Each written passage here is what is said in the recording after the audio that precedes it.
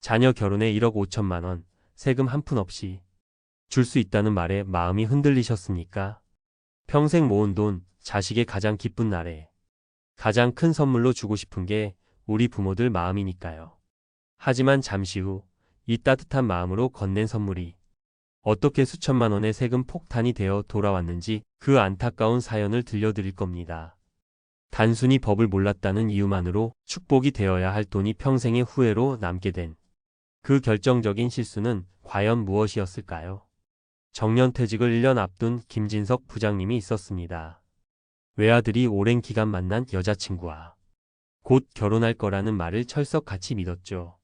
아들의 어깨를 두드리며 말했습니다. 아들아, 아빠가 다른 건 몰라도 집 걱정은 덜어주마. 김 부장님은 평생 아껴 모은 돈 1억 5천만 원을 아들 통장으로 보내주며 좋은 아파트 전세라도 미리 알아보라고 했습니다. 그 돈이 통장에 찍히는 순간 아들 내외의 미래가 활짝 펴지는 것 같아 마음이 뿌듯했습니다. 아들은 프로포즈도 성공했고 양가 상견례의 날짜까지 잡았습니다. 모든 것이 순조로워 보였죠. 하지만 결혼 준비 과정에서 신혼집 문제로 의견이 길어지면서 실제 혼인신고는 돈을 받은 날로부터 2년하고도 3개월이 지난 시점에야 이루어졌습니다. 김 부장님은 대수롭지 않게 생각했습니다.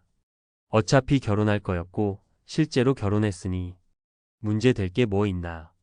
그렇게 기억에서 잊고 지냈습니다. 문제는 2년 뒤에 터졌습니다. 관할 세무서에서 날아온 증여세 해명자료 제출 안내문 한 통. 그 종이 한 장에 김 부장님의 세상이 무너지는 듯 했습니다. 이유는 단 하나, 혼인신고일 전 2년 이내라는 시점 조건을 불과 석 달 넘겼기 때문이었습니다. 1억 원 추가 공제는 그대로 부결되었고 기본 공제 5천만 원을 뺀 1억 원에 대한 증여세와 제때 신고하지 않은 무거운 가산세까지 고스란히 부과되었습니다. 한 경제지 보도에 따르면 정부는 제도 악용을 막기 위해 이런 시점 조건을 매우 엄격하게 보고 있습니다.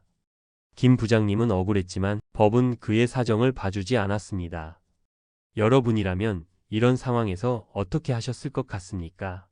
이번엔 작은 식당을 운영하시는 이미숙 사장님의 이야기입니다.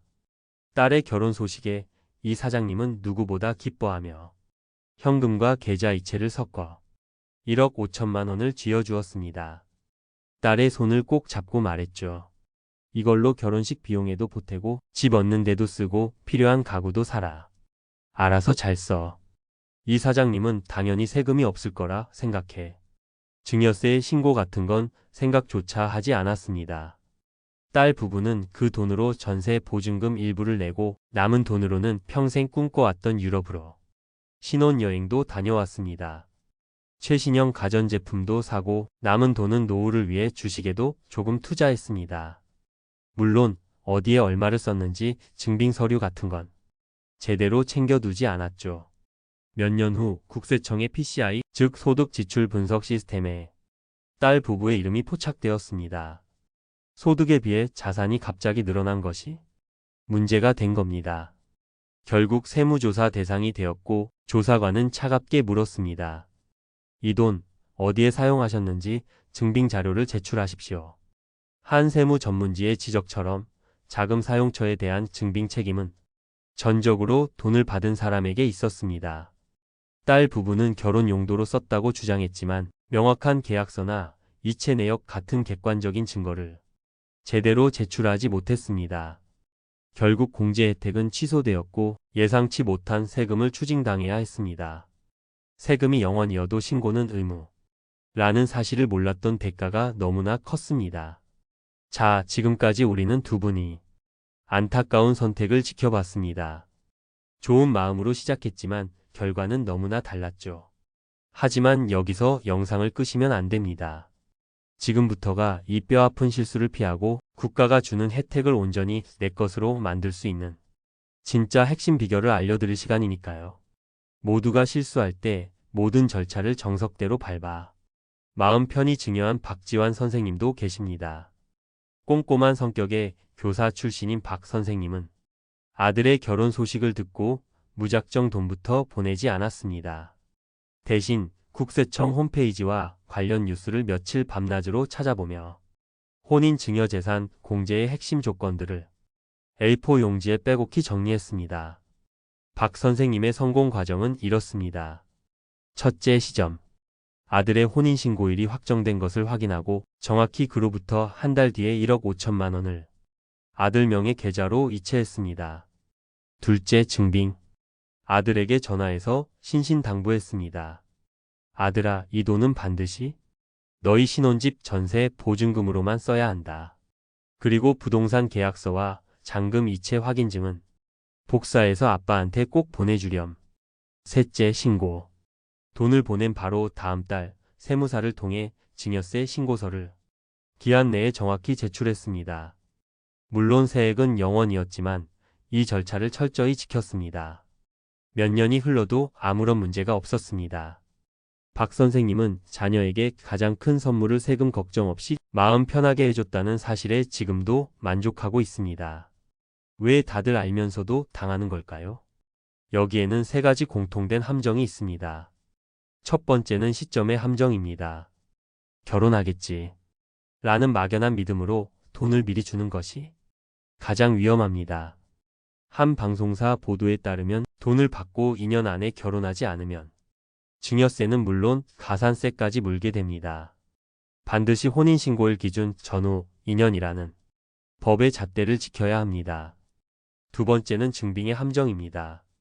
자식에게 주는 돈인데 뭘 그리 따지나라는 우리네 온정이 세무조사의 빌미가 됩니다.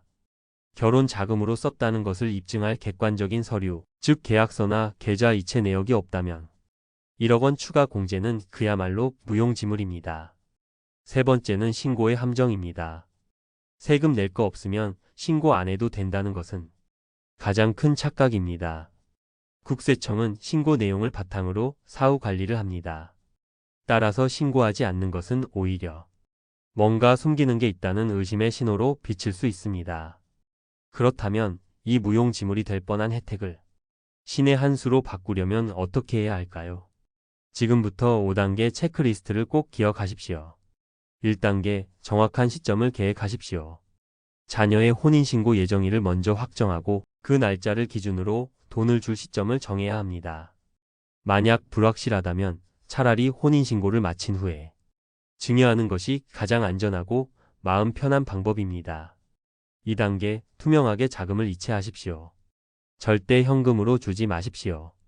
반드시 부모님 본인 명의의 통장에서 자녀 명의의 통장으로 이체 시 메모란에 결혼 축하금 혹은 신혼집 지원과 같이 기록을 남겨야 나중에 명확한 증거가 됩니다.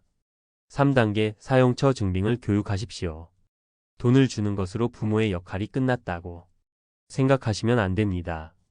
자녀에게 꼭 알려주십시오. 이 돈으로 집을 계약하면 계약서, 사본, 잔금을 치르면 이체 확인증을 반드시 사진 찍어서라도 보관해둬라. 이것이 진정으로 자녀를 위하는 길입니다.